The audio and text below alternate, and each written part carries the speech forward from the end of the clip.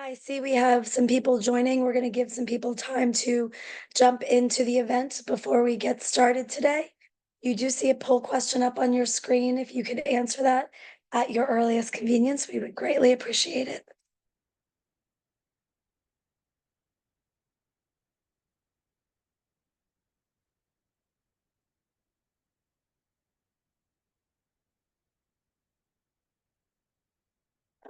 Okay.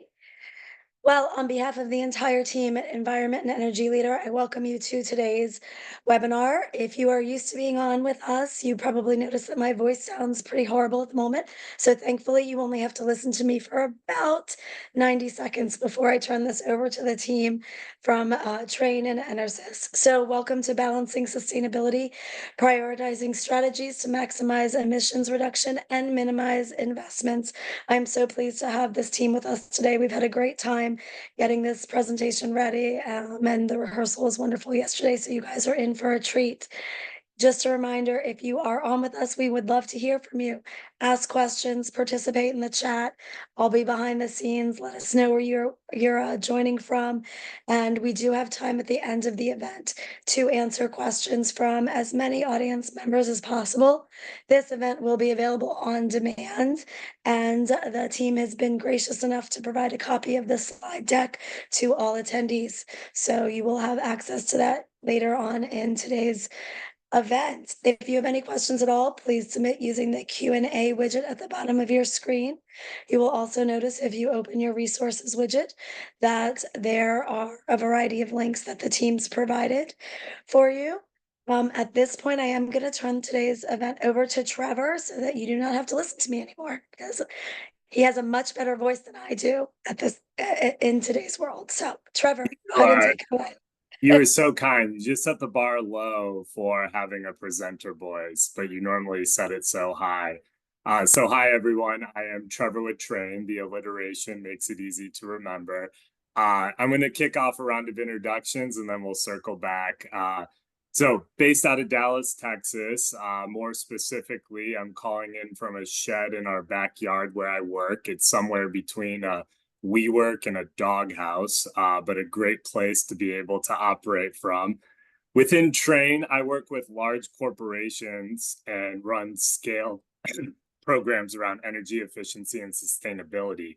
One of the companies I have the pleasure of working with is EnerSys, and I'd love to pass it off to Christina to allow her to introduce herself before we kick off the session today. Thanks, Trevor. Hi, everyone. My name is Christina Savolka. I'm the Global Sustainability Manager at EnerSys, and I help execute our sustainability strategy primarily by collecting and managing our sustainability and ESG data. And Sam, would you be willing to do an intro for us as well? I will. I'm Sam Shiroff. I lead sustainability at EnerSys for the last 3.5 years. You can see the diversity of my career, where I've been in sustainability really for almost 25 years now. I like to say I wrote Deutsche Bank's first sustainability report in 1999, 2000. I wrote EnerSys first about 3 years ago, but I think we might be a little far ahead. And I promised Trevor that I wouldn't mention my tomatoes, that I have 50 tomatoes plants out in my greenhouse and outdoor and lots of other vegetables. So I promised I wouldn't mention it, so I won't. So I had to send it back to you, Trevor. Well, Sam, I was actually hoping you'd hit on the tomato tsunami today.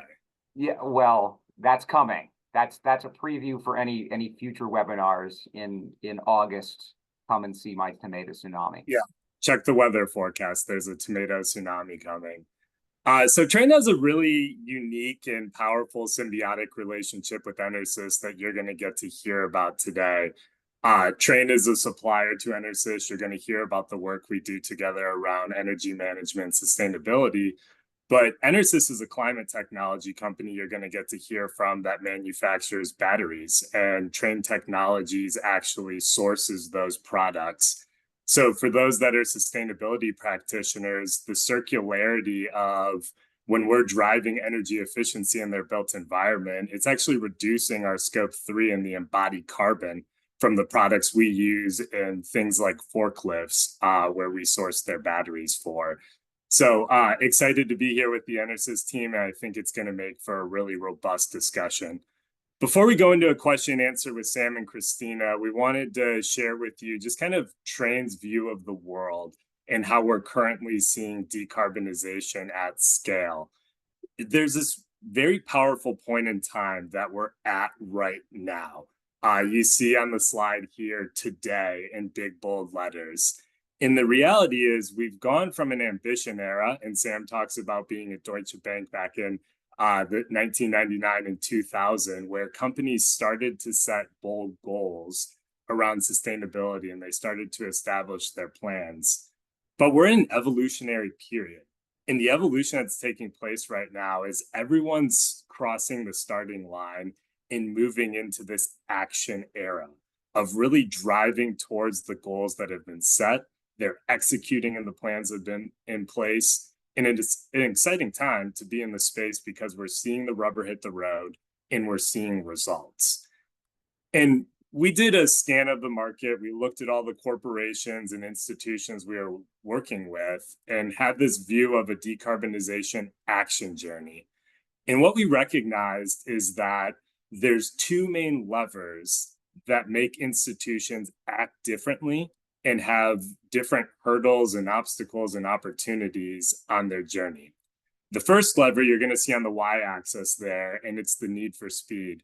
Not just a great video game or a movie quote, it's the pace at which someone's going to run their sustainability program. And the line of demarcation that we've seen is this net zero by 2040. Companies that are looking to get to net zero by 2040, to get fossil fuels out of their operations, that kind of near-term ambition, if you have that, you have to operate much differently than someone that has an outlook towards 2050. The other important lever is money, as it always is, and the need for funding. We have clients we work with that are pretty well supported by their organizations and having budgets to drive sustainability programs. But many have these goals that they've inherited and they have to drive a sustainability program without really having the financing to be able to do it. They have to get creative. The good news is, though, that the market's responding to that, and you're seeing more creative solutions that don't require capital. So when you look at this matrix, you can kind of plot out where everyone lies, and we actually have one that plots out all the different clients we work with. And if you're upper right quadrant or lower left, you're going to deal with different complexities along your journey. But we need to think about the need for speed and the need for funding as we think about what we're coming up against. And as we go towards net zero, there's a couple of different levers that we wanted to call out. We normally start with the focus on scope 2 or electricity to drive efficiency. We want to be able to take advantage of the high cost of electricity to be able to reduce the operational need of electricity and then be able to match it with renewables so that we can get to neutrality and ultimately net zero within that emission scope. Then we move to scope 1. Many times this is the forgotten element of scope 1, but fugitive emissions and refrigerants in particular. So Trane is a manufacturer of HVAC. Refrigerants are near and dear to us, and the global warming potentials of those continue to improve. And we're also finding mechanisms to be able to destroy the high global warming potential refrigerants so that we can eliminate the potential of them being emitted to the atmosphere. But the point I really wanted to make, so if I lost you at all, come back to me here virtually, let's get back together, is around fuels and how this is where, I'll use the phrase a second time, the rubber really hits the road. So when you're looking to get fossil fuels out of your operations, there's the opportunity to drive efficiency and reduce the amount of natural gas that you're using to heat your buildings or to drive efficiency within your vehicles. But when you move towards electrification and fully transitioning from the fossil fuels, it changes the behaviors that are going to be required within an organization, and it changes the need for speed. So if a company is looking to get to net zero by 2040, if they're looking to eliminate their scope 1 emissions, the reality is, and we're looking at HVAC systems here, but you could look at other sets of assets. The reality is the useful life of the next piece of equipment that you buy is likely to extend beyond that target and that goal that you have. So if you have an HVAC unit that's using natural gas to heat today, and you replace that with a natural gas heating unit, it's going to outlive your sustainability goal. So our clients, including EnerSys, see that, they recognize it, and even though their goal may feel far away, Sam and Christina probably don't think 2040 feels far away from where they're at, but even though it may feel far away, when you talk about equipment that has 15, 20, 25-year useful life, you have to make decisions today that you're going to live with when that goal comes around.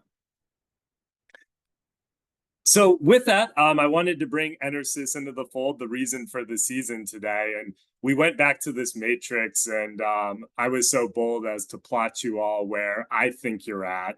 But I'd like to pass the mic to Sam. I'm going to let you go first. And if you can maybe just reflect on what you're seeing on the screen here, and then we'll have you talk a little bit about EnerSys' sustainability journey and the commitments you're up against. Yeah, well, first of all, I should say thank you, Trevor, and the Train team for inviting us. We've appreciated our partnership. I think it's an interesting symbiosis. We're both each other's customers and we're both each other's suppliers. We're both learning an awful lot from each other, and we're both helping each other decarbonize and achieve our goals, but also at the end of the day, have more effective operations, more efficient operations, and continue to operate as a profitable business, right? It's important for businesses and important to recognize. And I would say from the audience's perspective, one of the things that I've learned over my career is, even though today we're going to be using a lot of jargon, right? Ultimately, we need to translate that to understandable, simple ways that our decision makers at the senior level can really grasp as they support the efforts that we're making to drive our corporate goals. What I'm seeing here for sure, right? EnerSys, and we have this component, and I'll show it on another slide. We have set 2040 or sooner goals for our Scope 1 emissions, right? And that means we're trying to stop burning stuff, right? That's how I always say it, which is like, got to stop burning stuff. And because we make energy storage, we make batteries, and we provide services around energy storage and energy use. That makes us kind of part of the solution too, and it's important for us to walk the walk, but we're also on this journey ourselves. Yeah, and Sam, I recognize you as a climate technology company. Can you maybe expound upon that word a little bit further and talk about your role in the general supply chain of climate technology? Yeah, I mean, and you can see in the top 4 bubbles here, or circles, just some of the sectors that we support. I point you to transportation and, the electrification of material handling. We're one of the largest suppliers of batteries for forklift trucks. And interestingly, we're also one of the largest supplier of chargers. By some measures, we're one of the largest electric vehicle charger company in the world. But for forklift trucks and some other kind of material handling. But in all these cases, I think, and you can see the verbiage at the bottom.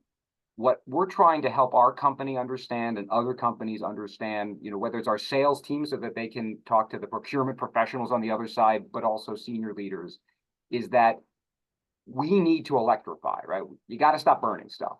And that although there are carbon neutral, non-renewable energy sources, we know that renewable energy, and specifically intermittent renewable energy coming from wind and solar for the most part, are going to be part of the solution.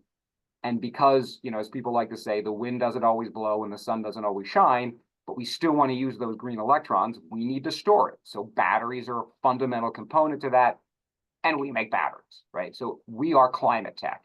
And that's how we like to understand ourselves, and it's something that increasingly the whole company understands and we're proud of. And I would imagine Train feels similarly, as they help companies along their journey. do. And quick free ad, if you haven't, if you have a fleet of forklifts and you haven't electrified it yet, it is an awesome sustainability solution with some very quick returns to it. Let's hear a little bit about your goals. If you could talk about when they were set and what you are up against at this point. Yeah, so I can cover this. We've got two main climate commitments, Scope 1 neutrality by 2040 and Scope 2 neutrality by 2050. But on top of that, we've got some intensity goals as well. So we want to reduce our energy intensity when making our batteries and also reduce water intensity. And you can see the two graphs on the right, the one in the middle, it shows our Scope 1 absolute reduction. So we've been able to reduce our Scope 1 by around 25% since 2019, which is, we're really, really proud of that. And on the right, you see only our water intensity chart, but between 2022 and 2023, we've been able to reduce our water intensity by 6%, and our energy intensity has also been decreasing. So been making really great progress towards our goals, and super proud of that within the company. We also have some awards. We've got an EcoVadis silver medal. So we're within the top 15% of companies that report EcoVadis, something we're also really proud of. And then we've received awards from the Department of Energy, their Better Plants Award and Better Projects Award, both in 2023 and 2024. And then Sam started the sustainability program at EnerSys a couple years ago, but since then we've been reporting a lot using the CDP, TCFD. We've published 3 sustainability reports now. And so while our program isn't the oldest, we've definitely made a progress within the past couple of years, and I'm really proud to have a culture where our CEO and our leadership team supports us and our goals. I'm lucky I get to ask questions on the fly, but I'll remind the group to please put your questions for the live content in the question and answer. We do have a built-in Q&A session. Something that I'm seeing on this slide that always stands out to me about your commitments is Scope 1 neutrality sitting ahead of Scope 2 neutrality. So a lot of corporations look at Scope 2 and they're using renewable energy to address it. Can you just maybe comment on why you made the decision to put Scope 1 ahead? Yeah, so like Sam said previously, electrification is one of the early steps to decarbonization. We want to electrify our equipment. Maybe short term, our Scope 2 will go up, but long term, our Scope 2 will go down just due to the grid's decarbonization. So Scope 1 is definitely our priority right now, and Scope 2 is something that we hope to tackle once we have a longer term insight into the future of our utility providers and the direction that the grid will go in. And Sam, anything to add to that? Yeah, the one thing I would add is, and it's especially specific for our sector. As I mentioned, batteries are a necessity for adding renewables to the grid. There are some studies that show you probably can't put much more than 35% of intermittent renewables without storage. We see massive batteries being built around the United States and in Europe and elsewhere in the world for that purpose, exactly for grid stability as more renewables come on, and we make batteries. And there's always a cost involved to all of this. And it was the decision that the company made based on the understanding that in many, many cases, in fact, in most cases, one additional megawatt hour of storage has a bigger climate impact than buying renewable energy credits of the same amount. So we figured doing our job actually has the best climate math, which is why we set that electrification goal ahead of the electricity decarbonization goals. Our job has the best climate math is probably a quote you should put on the headquarters somewhere on the wall so that everyone can see it when they walk in, Sam. Yeah, I don't think that most normal people, unlike us, Trevor, the words climate math make their eyes glaze over. You don't think that's an inspiring phrase? I was inspired when you said that, Sam. So if you can't tell, we have a pretty good and long-standing working relationship. But Sam, before we ever got a chance to work together, there was this need and known opportunity in Warrensburg, Missouri, where the local plant had wanted to upgrade their controls. And I believe the plant manager said that the project had been in development for 9 years. I think he went back and said that they started in 20 oh gosh, I have to do my math on the fly and this is going to be dangerous, but it was 2014 that they started to make requests for this project. Ultimately, it got across the finish line, but the reason it got across the finish line is because it was packaged as a sustainability project.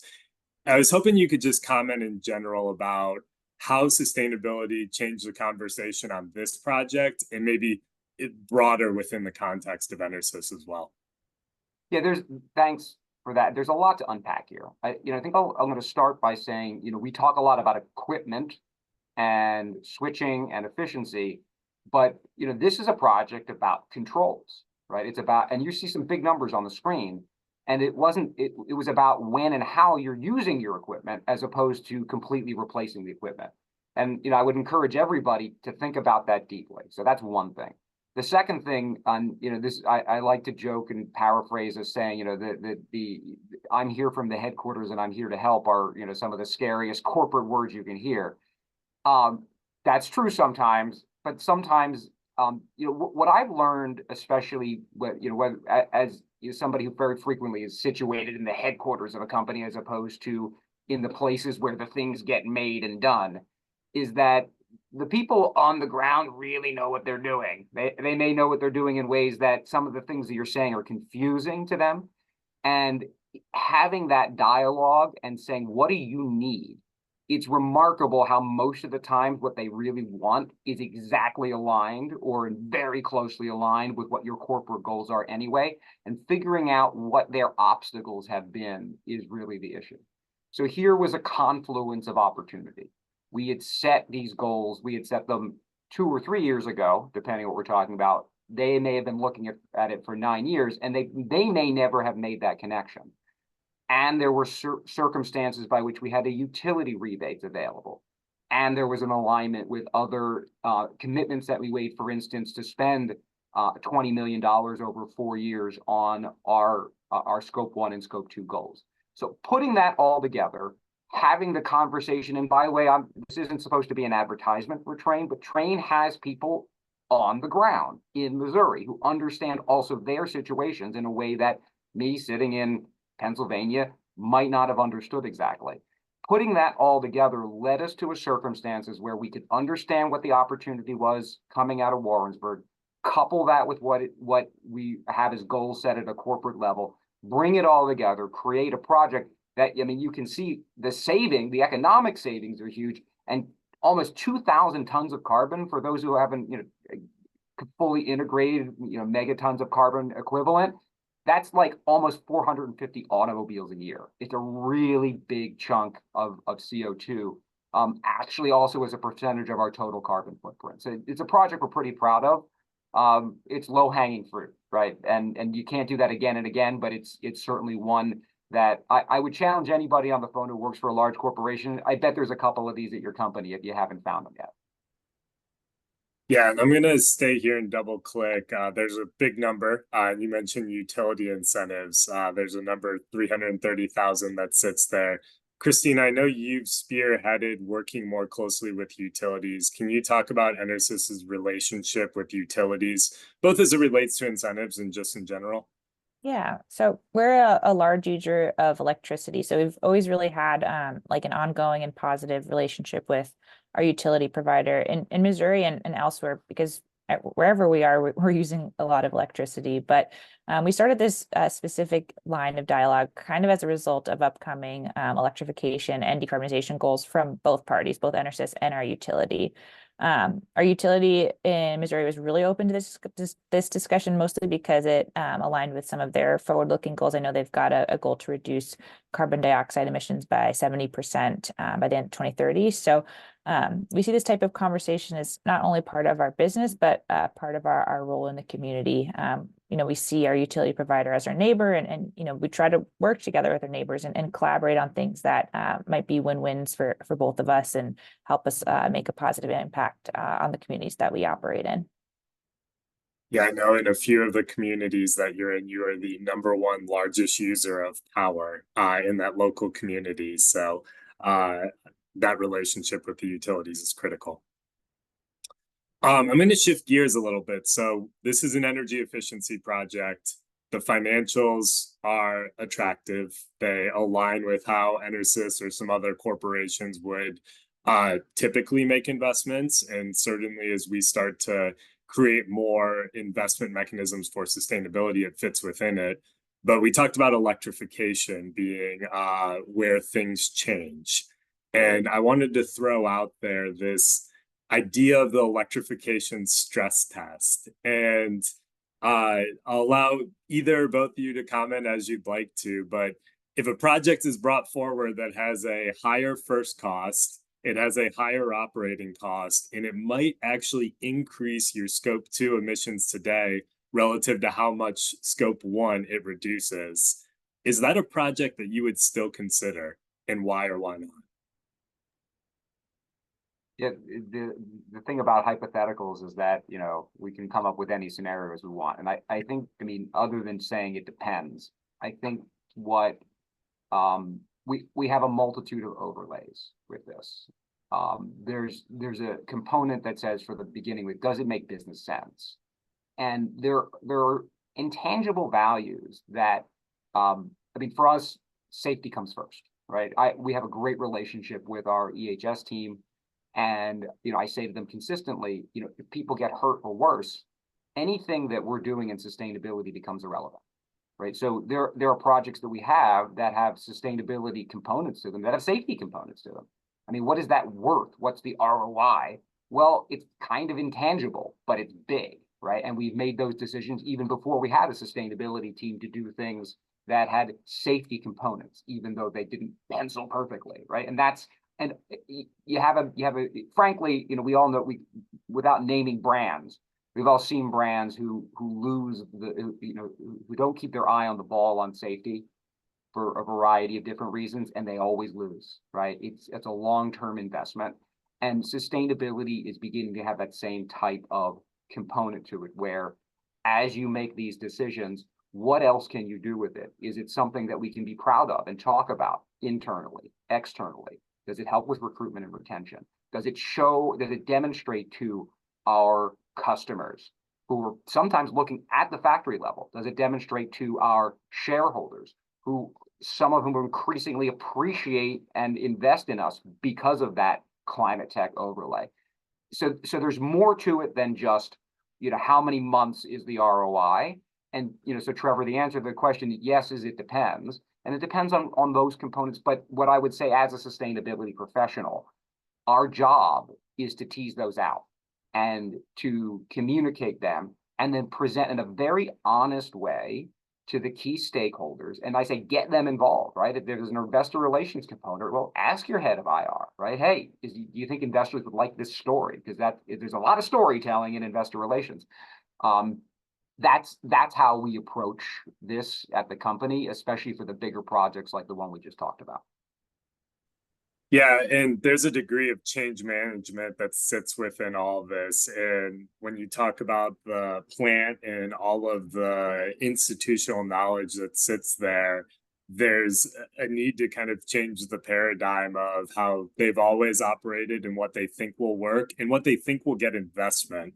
So Christina, I was hoping you could comment on how you've gone about internal communications for let us do the stress test, let us review these types of investments and figure out if they fit within our sustainability program or not, so that you make sure that the organization has an opportunity to stay aligned to your mission. Yeah, I think we do this in two ways. The first way is communication. The second is having governance. So the sustainability department, we need to have expertise in sustainability, but what maybe some people don't realize is that as much as half of our jobs is communication. And that means not only ensuring that our internal and external stakeholders are aware of the things that we're doing or would like to do, but we explain it in a language and terms they understand. The finance team, we talk to them in numbers. The legal team, we contextualize things with risk, et cetera.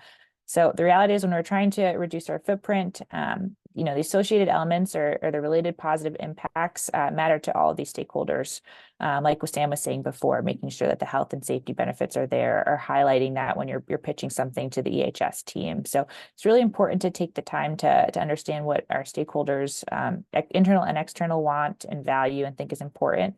And then we need to convey the associated benefits to them and have a dialogue in their language. So this is like really key to any project, just essentially just showing the wins to all the stakeholders involved. And then the secondly, like I said previously, is having the governance in place to ensure that these conversations can happen. So what we've done in Missouri, we're trying to replicate throughout the entire company. We do have a climate action plan committee, and that consists of senior decision makers and subject matter experts. And, we meet pretty regularly to, cross-functionally discuss all of these decisions. And it's a great, way to have all of our internal stakeholders come to the table and make decisions together on climate, while also showing the benefits that some of these projects can have for their individual departments as well. A point I heard loud and clear from both of you, so I think it's important that we flag it, is removing jargon and translating to your audience, and making sure that if you're talking to the numbers people, you speak in numbers. If you're talking to the safety people, you speak in safety. And if you're speaking to the marketing people, you speak in terms of stories and value to the brand. So that for me is a major takeaway of the insights you shared. So wanted to make sure I called that out. So before we go to our question and answer session, and that's a reminder to put your questions into the question and answer portal here, and I want to give you both the crystal ball, or hoping that you have the crystal ball and you can give us a look into it. For EnerSys, what is on your radar, either near term, midterm, or long term, that you are excited about, or that keeps you up at, I didn't want to say keeps you up at night, that is such an overused phrase, but that you recognize as a risk that is going to need to be addressed? I will point that towards Sam. I'm going to go to you first. How about that? Okay. So the thing that I'm most excited about and the thing that is a risk are coupled. So I think that we have reached the stage, in our journey and in our maturity, we are clearly walking the walk, right? Are we perfect? Of course not. But you can see progress. We know where we're going. We have buy-in, and we're getting increasing attention based on the products we sell, because that have real impact, right? Trevor, you mentioned, what is it like to switch from internal combustion to electric with a forklift? We're talking up to 20 tons a year of potential impact. But honestly, if you already have an electric truck and you move from a certain type of battery chemistry, even if it's still lead, from lead to our more advanced, you can save 23% of the electricity used. If you move to lithium, it's over 30%. That's what everyone knows that scope 1 through 3. Scope 4 is when you actually have a positive environmental impact, or your handprint. I'm excited about our handprint because our sales team is starting to really it goes both directions. They're hearing it from their customers, and they're realizing this is a selling point. It's a unique selling proposition, and educating and working with our sales and marketing teams to really make sustainability part of the sales pitch. Because at the end of the day, we're really doing something. We're already doing something good for the customer by delivering them a reliable, consistent, efficient product. But if you can help them understand and maybe integrate into the decision to get an even more efficient product, boy, is our impact leveraged. That I'm excited about. The concern is almost the other flip side of that, is I want to make sure that my salespeople aren't making promises or saying things aren't true. And that's hard because, I've been doing this for 20 years. My level of expertise and carefulness with the language I choose, of course, is correct. But as you start educating larger groups of people who are, and you should hear me talk about, any type of engineering related things where I'm really, really not well, informed, and I make mistakes all the time. I want to make sure that what they're saying, while maybe simple, is ensuredly is correct. And so that integrity is part of who we are as a company. And I don't think it keeps me up at night per se, but it's a big challenge that our team is focused on tackling, and it's for a good reason though. Awesome. Appreciate that, Christina. Did you want to share something? Yeah, like Sam said, I'm really excited about the direction that we're going in with our sales and marketing team. I think we've got a really unique product, and it's exciting that we're able to highlight the sustainability angle when making those sales. Within the company, kind of short term, we've got the climate action plan roadmap that we're aiming to publish later this summer.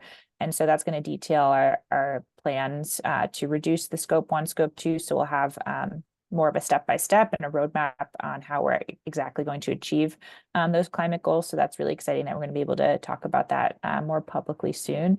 And then as somebody who does a lot of the data collection reporting, I am both excited, and this also keeps me up at night, about the upcoming regulations with the CSRD and ESRS, European Sustainability Reporting Standards, the SEC new upcoming regulations. I'm excited about it. It keeps me up at night because there's a lot that we have to do, but I'm also excited about it because I think there's opportunities for standardization in regards to reporting for companies. I personally, as a consumer, I like to know, that the companies that I'm purchasing from are doing X, Y, and Z. And so I think we're moving in the direction that, I'll have those insights, and, consumers around the world, both B2B and B2C will have those insights as well. So, it's an exciting opportunity. We're trying to meet those requirements ahead of schedule. Our 2023 sustainability report, if you were able to take a look at it, we're already starting to disclose some items towards CSRD. And, it is a lot of work, but I think it's a really exciting time to be in the field. And at least personally, it's something I'm really passionate about, and exciting to see the world move in that direction as well. Yeah, you mentioned your 2023 sustainability report. I know that just came out. We put it as a resource in the webinar here so others can view it. It really was fantastic. We have reached the question and answer portion of our session today. For those of us that have participated in webinars before, you know that there's always canned questions that the moderator and the participants all agree on, and it's easy ones that come through. But we've gotten a lot of questions that have actually come through, so we don't need to use those. So these are going to come left field, right field, center field, all different directions, but we'll have a few of them, and then any that we don't get to, we'll be sure that we follow up on. This one is a really good bridge from the crystal ball conversation, and I like this as just kind of a good takeaway for everyone from the audience. How do you stay informed about the latest trends and technologies in sustainability? And do you have any specific news sources that you recommend? Yeah, I'm going to jump in, then I'll hand it over to Sam. But when I joined Sam's team 2-3 years ago, one of the most important questions he asked me was, how do I stay informed if I like to read? And, I thought maybe he was overreacting with that, all those questions regarding if I like to read and if I'm a reader, but he really wasn't kidding. And I'll hand it over to Sam to kind of chat a little bit more about that. Yeah, there are a lot of resources. And what I have found is that over time, if you're at the beginning of your career, maybe you can have a little bit of a, let you go. But over time, you're going to want to be informed about a multitude of sustainability topics. Food is one of my favorite, not the least of which because of something in my past career, but there are a lot of issues out there. And there are weekly and daily types of newsletters. Whether it's Green Biz or Triple Pundit or BSR. One of my favorite is called Lexology, Lexology, that gives you overviews from a legal standpoint. It can be dry, but it keeps you up to date on regulatory changes, which are huge. And then clicking on the links. I put together, and this is what Christina's referring to, every single day, somewhere between 20 and 40 pages of reading that I do for myself, and I share it with my team, right? And I would strongly encourage you to get into the habit of doing that. Is it is it optimal? Well, I mean, no, because you can't know everything. When it comes to technology, the one thing that I'll say about that, oh, by the way, Bloomberg, all of the funny thing is I started getting the various different Bloomberg daily updates. They were converging all on sustainability. Sometimes it's even the same stories because that's really where the trend is going. Just to throw it in, I also really like E&E as a newsletter. Good work, Christina. But let me add this. When it comes to technology, I would say most of the technology that we need already is there and exists. Right? I don't want cutting edge. I want tried and true. Right? We're not. I mean, there are companies that do that, and more power to them. We want something we know is going to work because we got to make batteries, right? And so you probably just want to rely on your professionals out there, and you might want to push them and say, hey, is this the most efficient? What are the different options here? And and go in that direction. But I mean, you can never read everything, but find the things that hit the things. Dive deep on certain topics, stay informed across the board, but always carve out a chunk of time to read every day if you can manage it. I'm going to take moderator's privilege again and ask a question rather than take the audience question here, because you mentioned Lexology.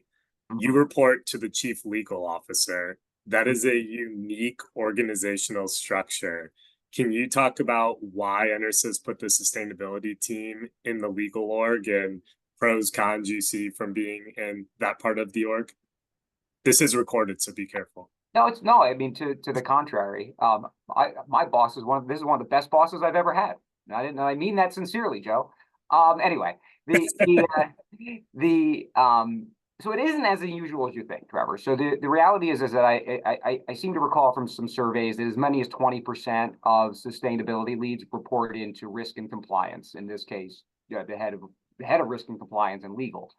And to me, that is a really good place to be, insofar as, in many respects nowadays, more than ever, sustainability does start with risk mitigation, right? We're all increasingly, either directly or indirectly, under some sort of regulatory requirement that exists or is definitely happening. The EU being the most intense. So your legal team is going to be aware of it, one. Two, when the lawyer calls, people listen.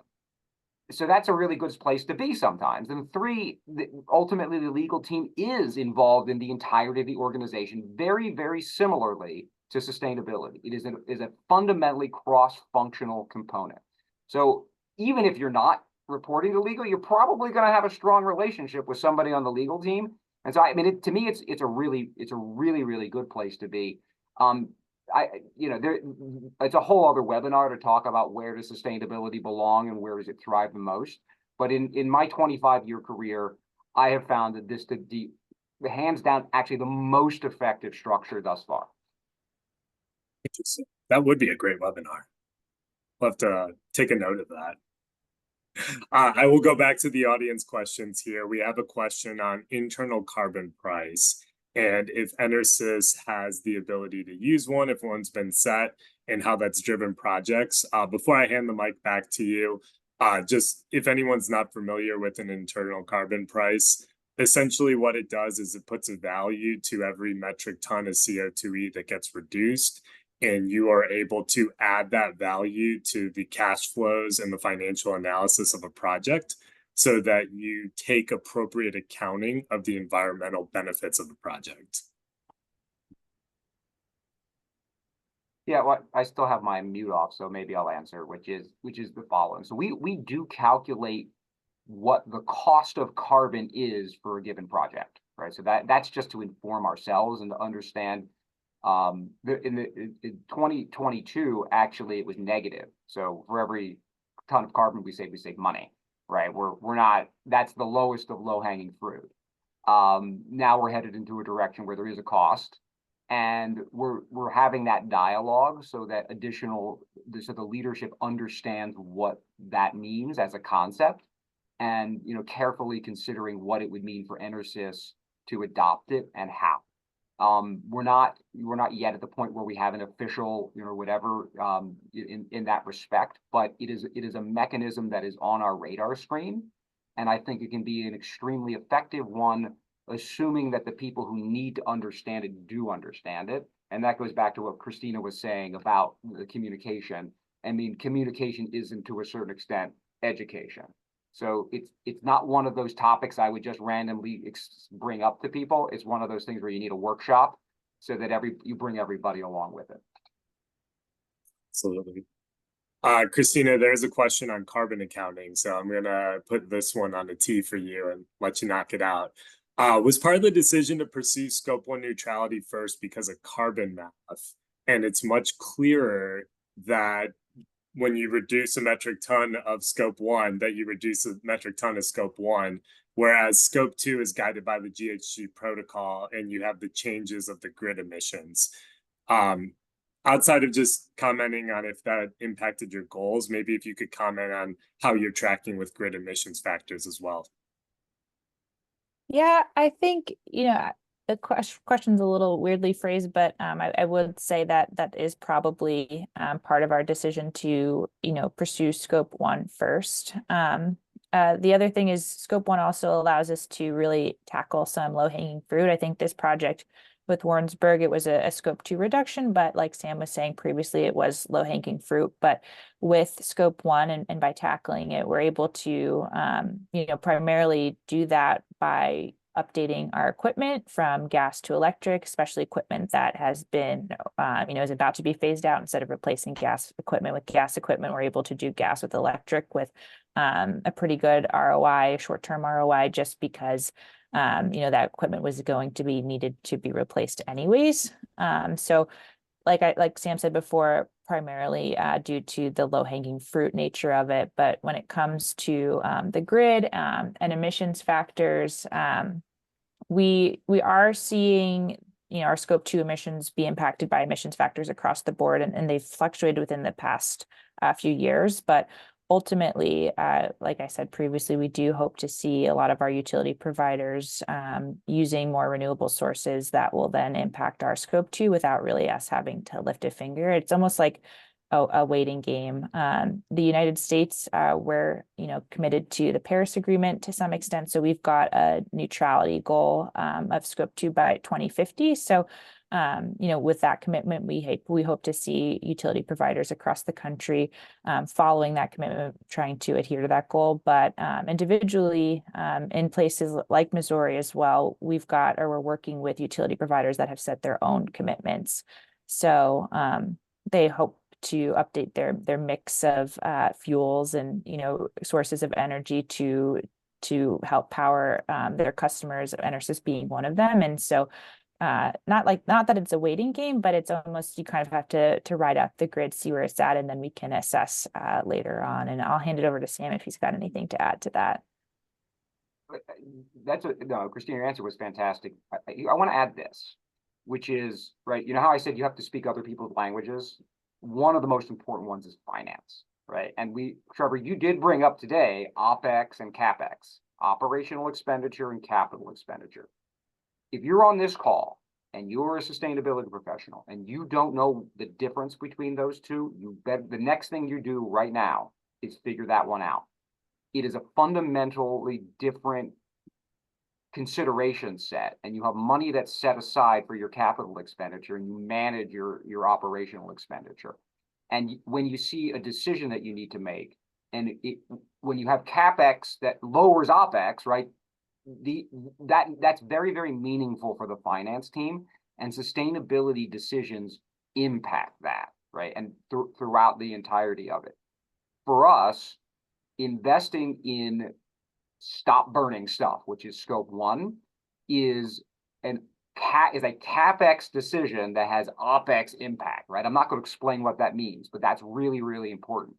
When you talk about renewable energy, that could be either or. Do we build a large solar array? Well, honestly, we are building a large solar array for a variety of reasons, but that's not our strategy, because, and I'll add this, when you try to reduce your Scope 2, if you are not actively building your own renewable energy, you're purchasing renewable energy credits. That's operational expenditure. And that's money that basically just goes away, right? You just bought something and you've retired it for this goal. Whereas if you take the same money, invest it into your company that makes you more efficient, that's a different type of impact. And for our company, it made more sense for us to focus on CapEx, capital expenditure, to reduce burning stuff that makes batteries that reduce the amount of emissions on the grid using our operational expenditure. And as we grow, we help the grid become less carbon intensive. So that's really the background for EnerSys. Your company might be different, right? And you need to really think that through. Fantastic point. We have time for one more question here, and I'm gonna grab the one that I like the most. Can you talk about the beginning of the partnership between Trane and EnerSys? Any hiccups the teams experienced, and how have you worked through those hiccups? Why don't you answer it, Trevor? Well, I asked you the question, that's why. I'll go with the first answer, and then I'll allow you guys to add some color commentary. But EnerSys and Trane have worked together for over a decade, but it was historically on Trane HVAC assets and mechanical service of those assets. When we recognized that EnerSys was a company that was committed to sustainability, is when my team actually got pulled into support the EnerSys enterprise. And what we needed to do, and what we've been successful with, was translate the work that we were doing on a day-to-day basis to EnerSys's sustainability mission. Because the rubber was already hitting the road, EnerSys was already taking action, but it was happening from a plant level, and we weren't always doing a good job of translating those projects and those successes up to the enterprise level. And if we go back to that Warrensburg project, great example of something that was floating around for a while. Everyone knew that it was the right thing to do for the plant. They knew that there was going to be energy savings, but when it became a sustainability project, and when we could put the math around both sustainability and then put it in financial terms around CapEx and OpEx, that's how it actually got done. Yeah.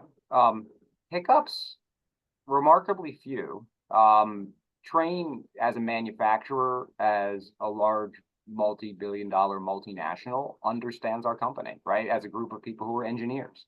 And I think that our company tends to be appropriately cautious in dealing with consultants. And I mean, and that's to a certain extent, Trane is acting as a consultant. It's not why we're working together. And I think overcoming that, I've seen in the past where the hiccups happen twofold.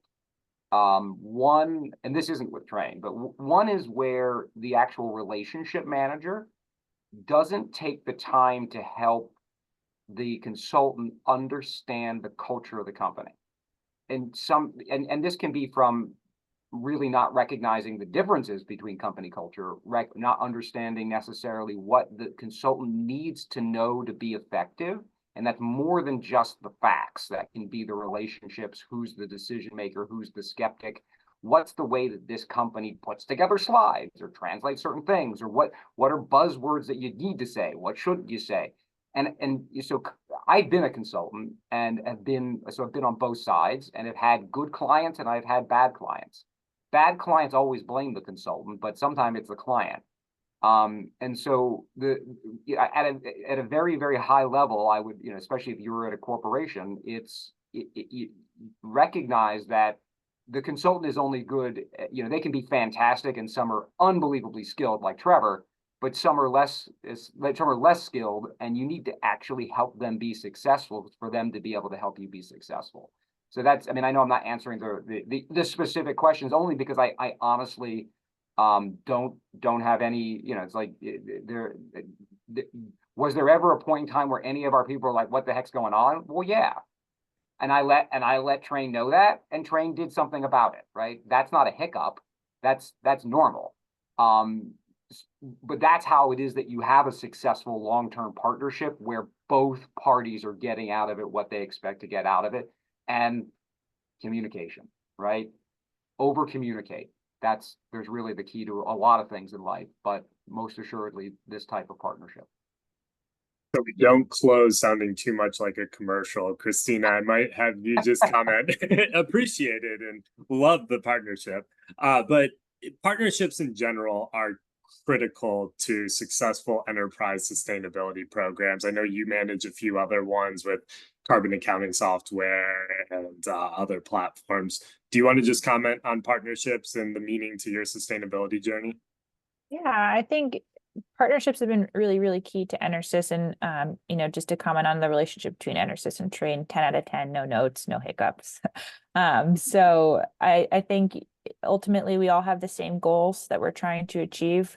We're trying to reduce our emissions. We're trying to build a better world, and having key partners both with Train and through some of our other EnerSys partners, including our carbon accounting software, which you mentioned. I'll give them a shout out, ESG Flow. They've been great. And, just working together and building those relationships, but also having those strong relationships is helping EnerSys be better. So it's 100% worth the time investment and the relationship building, because I think we're a better company for having and fostering those relationships. And also, as an individual in the sustainability field, it's a big field, but it's also pretty small at the same time. You see people's names pop up that you've recognized previously. And so just having good relationships all around, I think is really valuable, for not only for your company, but also for your career, and helping you leverage those relationships to ultimately get stuff done.